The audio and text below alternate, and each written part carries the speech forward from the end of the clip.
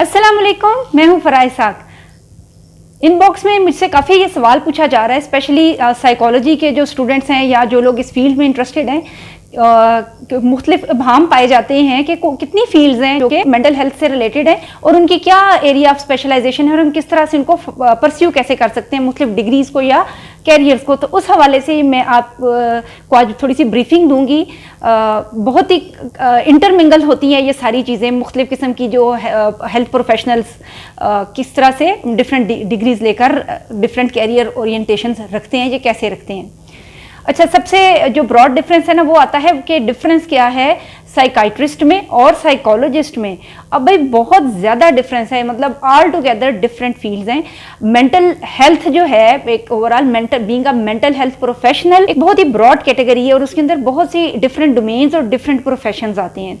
अच्छा, उसमें सबसे जो कॉमन नाम जो लोगों को याद है ना वो है साइकाइट्रिस्ट का। साइकाइट्रिस्ट कौन होगा जिसने गौर से सुननी है वो बात। वैसे तो ये बहुत सी बुक्स में है लेकिन हम वही बात है कि हम ओवरलुक कर देते हैं। इवन बहुत जो पढ़ रहे हैं साइकोलॉजी या इन फील्ड से रिलेटेड है उनको भी क्लियरली नहीं पता होता कि ये इनमें क्या डिफरेंस है। अच्छा जी, साइकाइट्रिस्ट कौन है? जिसने MBBS किया है सबसे पहले, यानी वो मेडिकल डॉक्टर है basically.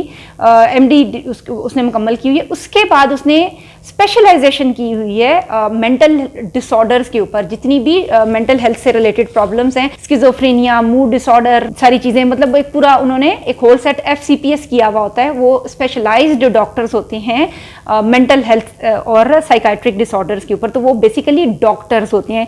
To be a psychiatrist you first have to be a doctor. आपने पहले अपना MBBS मुकम्मल करना है, उसके बाद आप इस एरिया ऑफ स्पेशलाइजेशन में जा सकते हैं। अच्छा, उसके मुकाबले में जो कॉमनली हम जिसको साइकोलॉजिस्ट कहेंगे, साइकोलॉजिस्ट होने के लिए 16 years of education in psychology ज़रूरी है। मतलब आपने FSC की, उसके बाद आपने अपना BS कंटिन्यू किया जो आपने 4 साल में मुकम्मल किया, या फिर आपने MSc साइकोलॉजी की है अप्लाइड साइकोलॉजी में, तो आपने ना एक बेसिक बेंचमार्क मुकम्मल किया है। 16 साल की पढ़ाई आपने मुकम्मल की। उसके बाद आपने किसी एरिया ऑफ स्पेशलाइजेशन में आपने महारत हासिल की, जिस तरह से इसको कहते हैं advance diploma in clinical psychology. ठीक है, ये सबसे ज़्यादा जो डिग्री हमारे यहाँ यूज़ होती है वो ये वाली डिग्री है। और तकरीबन जितनी भी साइकोलॉजी डिसिप्लिन वाली यूनिवर्सिटीज़ हैं वो सारी की सारी ये जो है ना ये डिप्लोमा करवाती हैं। एक और चीज़ जो याद रखनी है, आम लोगों को तो पता ही है लेकिन मैं रिवाइज़ कर देती हूँ, डिप्लोमा जो है ना वो किसी भी चीज़ का 1 साला कोर्स कहलाता है। तो जो डिप्लोमा इन क्लिनिकल साइकोलॉजी है, साइकोलॉजी की डिग्री लेने के बाद आपने डिप्लोमा किया है, जो आपका एरिया ऑफ स्पेशलाइजेशन बन जाएगा, जिसमें आपको मुख्तलिफ टेक्निक्स, काउंसलिंग की, थेरेपीज डिफरेंट किस्म की, अप टू द कैरिकुलम जहाँ से आप कर रहे हैं, आपको बहुत सी इससे रिलेटेड जो है ना एक तरह से स्पेशलाइज्ड टेक्निक्स वगैरह सिखाई जाएंगी। तो एक हो गया advance diploma in clinical psychology का। जो सर्टिफिकेट कोर्सेज होते हैं ना वो यूजुअली होते हैं 3 to 6 मंथ्स के। तो जब किसी चीज़ के साथ लिखा हुआ है ना, जैसे मैं आपको भी बता रही हूँ कि जब आपने साइकोलॉजी कैरियर की भी हम सिर्फ बात कर रहे हैं, साइकोलॉजी कैरियर में जब आपने अपना BS या MSc क्लिनिकल साइकोलॉजी या अप्लाइड साइकोलॉजी आपने मुकम्मल कर ली, उसके बाद ना आपने थोड़ा सा गौर करना है कि मैंने अगर स्पेशलाइजेशन करनी है किसी एक फील्ड में और मैंने एक तरह से मेंटल हेल्थ सेटिंग्स में जाना है, तो मेरे लिए क्या चीज़ फिजिबल है। उसमें मैं मुख्तलिफ आपको ना सब ब्रांचेस के बारे में बताती हूँ। अच्छा, एक जो इमर्जिंग सबसे ज़्यादा चल है ना कैरियर है, स्पेशली मैं ना पाकिस्तान के पॉइंट ऑफ व्यू से बताऊंगी, जो है ना क्रिमिनल साइकोलॉजी या फोरेंसिक साइकोलॉजी या करेक्शनल साइकोलॉजी एक ही चीज़ है। इनके अंदर जो डिप्लोमा और सर्टिफिकेट कोर्सेज कराए जाते हैं, जिनको हम सर्टिफिकेट इन क्रिमिनल साइकोलॉजी हम उनको कहते हैं। मुख्तलिफ जो लोकल यूनिवर्सिटीज़ हैं, मैं नाम नहीं ले सकती हूँ क्योंकि ज़ाहिर है कॉपीराइट और राइट इशूज़ और मुख्तलिफ इशूज़ होते हैं कि हम नाम सबके नहीं बता सकते हैं, लेकिन आलमोस्ट जितनी भी अब यूनिवर्सिटीज़ हैं वो ये कोर्सेज करवा रही हैं, सर्टिफिकेट कोर्सेज हैं। अच्छा, इसका फ़ायदा क्या है कि जितने क्रिमिनल डिपार्टमेंट्स हैं हमारे, मुख्तलिफ जो क्राइम जो प्रिजन सेटिंग्स हैं, वहाँ पर ये अब कंपलसरी हो गया है, वहाँ पर वैकेंसीज़ हैं। यानी ये गवर्नमेंट जॉब्स की मैं बात कर रही हूँ। गवर्नमेंट जॉब्स में जो क्रिमिनल ब्रांच है वहाँ पर आपको एक तरह से सरकारी नौकरी भी मिल सकती है जो इसकी तलाश में है। लड़कों के लिए जो साइकोलॉजी है ये बहुत ही अच्छा कैरियर है और बहुत ही खाली पड़ा हुआ है, इसलिए कि लड़के बहुत कम साइकोलॉजी की तरफ आते हैं। और जितनी ये डिफरेंट इससे रिलेटेड फील्ड्स हैं और इससे रिलेटेड जितने आगे कैरियर हैं उसमें लड़कों के लिए बहुत मार्जिन है, लेकिन बहुत कम वो इस तरफ आते हैं। तो जिस तरह क्रिमिनल मैं आपको बता रही हूँ, उसमें मसला क्या होता है कि लड़कियों ने साइकोलॉजी तो पढ़ी हुई होती है, लेकिन जब हम प्रैक्टिकल एस्पेक्ट देखते हैं ना, तो हमें घरों से परमिशन ही नहीं मिलती। ज़ाहिर आप एक जेल सेटिंग्स में जाएं, आप पुलिस के दफ्तर जाएं और ऐसी जगहों पर जाएं, तो इस किस्म के और बहुत से हरासमेंट इशूज़ आ जाते हैं, पर्सनल इशूज़ आ जाते हैं, तो बच्चियाँ वो नहीं कैरी कर पाती हैं समटाइम इस किस्म की चीज़ें। तो लड़कों के लिए बहुत ऑप्शन हैं जहाँ पर फील्ड वर्क है, ज़्यादा बाहर जाके करने वाला काम है। इसी तरह से जो डिप्लोमा जब आप मुकम्मल कर लेते हैं, ये अपना आफ्टर योर एमएससी, आर्मी के अंदर क्लिनिकल साइकोलॉजिस्ट की जॉब्स वक्तन फ़वक्तन आती रहती हैं। आपको एक जो है ना उसका आप एक ऑफिसर होते हैं, आपकी एज अ साइकोलॉजिस्ट आपकी बीच में वैकेंसीज अनाउंस होती रहती हैं और आप उसमें शामिल हो सकते हैं। ये भी लड़कों के लिए बहुत अच्छी फील्ड है, क्योंकि थोड़ी सी रिस्ट्रिक्शन भी है, लड़कियों को थोड़ा सा कम लेते हैं कि आगे उनकी ना पोस्टिंग इशूज़ और इस तरह की चीज़ें, बहुत सी चीज़ें आती हैं। तो आर्मी और इस तरह की डिफरेंट फील्ड्स में भी डिफरेंट ऑप्शंस आती रहती हैं। स्टिल नंबर ऑफ अपॉर्चुनिटीज़ कम हैं, ये बहुत ज़्यादा जॉब्स नहीं होती हैं, थोड़ी होती हैं। फिलहाल हम ज़रा कैटेगराइज कर लें, तो अभी हमने समझ लिया कि जो साइकाइट्रिस्ट है वो डॉक्टर है और उसने स्पेशलाइजेशन की हुई है, और उसकी स्पेशलिटी ये है कि वो मेडिसिन दे सकता है, यानी जो दवाई देने का काम है वो साइकाइट्रिस्ट देगा।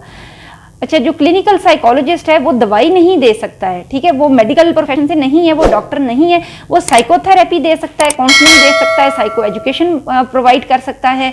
इसके अलावा जो डिफरेंट डायनामिक्स हैं किसी भी किस्म की जो चाहिए, वो एक्टिव लिसनिंग कर सकता है। इस आगे डिफरेंट टेक्निक्स जो उसने सीखी हुई हैं या जो महारत उसने हासिल की है, वो उससे रिलेटेड आपको गाइडेंस और केयर प्रोवाइड कर सकता है, लेकिन वो दवाई नहीं दे सकता। तो सबसे बड़ी जो ब्रॉड डिफरेंस है वो यही है कि साइकाइट्रिस्ट ने दवाई देनी है, लेकिन साइकोलॉजिस्ट ने दवाई नहीं देनी है। और दोनों में, जैसे पिछली मैंने आपको वीडियो में बताया था जो साइकोथेरेपी एंड काउंसलिंग से रिलेटेड थी, कि जो दवाई लेके तो आपके न्यूरोट्रांसमीटर और जो स्ट्रक्चरल जो प्रॉब्लम्स हैं ब्रेन के अंदर, इस किस्म की चीज़ें, एबनॉर्मेलिटीज़ हैं, उनको हैंडल किया जा सकता है, लेकिन still there are some interpersonal और इंट्रापर्सनल कॉन्फ्लिक्ट्स एंड इश्यूज जिनको रिजॉल्व करने के लिए साइकोलॉजिस्ट की ज़रूरत पड़ी है। तो दरअसल मेंटल हेल्थ यूनिट्स में इन सब लोगों की ज़रूरत होती है और ये कोलैबोरेशन से काम करते हैं। अलग अलग ये काम नहीं कर सकते हैं, फंक्शन नहीं कर सकते हैं। स्पेशली साइकोलॉजिस्ट के लिए डिफ़िकल्ट हो जाता है, क्योंकि हमारे मुल्क में एक्सेप्टेंस नहीं है उस लेवल पे साइकोलॉजिस्ट के वर्क की और उनको एक्नॉलेजमेंट की, उस लेवल पर अभी तक नहीं है। तो ज़्यादातर ऐसा होता है कि मेंटल हेल्थ यूनिट्स जो हैं वो बनाए जाएं, जहाँ पर ये सारे लोग मिलकर अपनी अपनी सर्विसेज शेयर करें और एक अच्छा नेटवर्क फ्राहम करें। स्टिल हमारे मुल्क में इस चीज़ की बहुत ज़्यादा कमी है। जैसे मैंने आपको पिछली दफ़ा बताया कि हमारा जो प्रोपोर्शन है मेंटल हेल्थ प्रॉब्लम्स का, जो साइकोटिक्स हैं, यानी जो सीवियरली जो प्रॉब्लम है, वो 10 to 16% है आबादी का, और उसके मुकाबले में हेल्थ प्रोफेशनल्स की तादाद चंद सौ पर मुश्तमिल है। तो जब ये सिचुएशंस हैं, तो आगे नेक्स्ट हम समझ सकते हैं कि हमारे लिए कितनी डिफ़िकल्टीज आ सकती हैं। ये दो प्रोफेशंस हो गए। अच्छा, इसको भी मैं मज़ीद एलेबरेट करूँगी। 16 ईयर्स की एजुकेशन के बाद, एक तो मैंने बताया आपको, आप डिप्लोमा इन क्रिमिनल साइकोलॉजी कर सकते हैं, ओवरऑल जो है ना आप डिप्लोमा कर सकते हैं, advance diploma in clinical psychology. उसके अलावा कुछ ना स्पेशलाइज्ड डिप्लोमास भी होते हैं, जैसे चाइल्ड साइकोलॉजी से रिलेटेड हो गया, ड्रग एडिक्शन से रिलेटेड हो गया, वो भी डिप्लोमा 1 ईयर का होता है। उसमें सबसे जो ज़्यादा यहाँ पर हमारे मुल्क में पॉपुलर फील्ड हुई है ना, वो है स्पीच थेरेपी की। स्पीच थेरेपी इसलिए ज़्यादा सक्सेसफुल हुई है क्योंकि ये सिर्फ मेंटल हेल्थ के लिए नहीं रह जाती है, बल्कि डिसलेक्सिया के पेशेंट हो गए, जो जिस तरह स्ट्रोक के पेशेंट हो गए, जिनकी किसी वजह से ज़ुबान में लुकनत आ गई है, प्रॉब्लम आ गई है किसी बीमारी की वजह से, तो वो एक ब्रॉड कैटेगरी बन जाती है और काफ़ी सक्सेसफुल है। स्पीच थेरेपी का आप डिप्लोमा भी कर सकते हैं, सर्टिफिकेट कोर्सेज भी कर सकते हैं।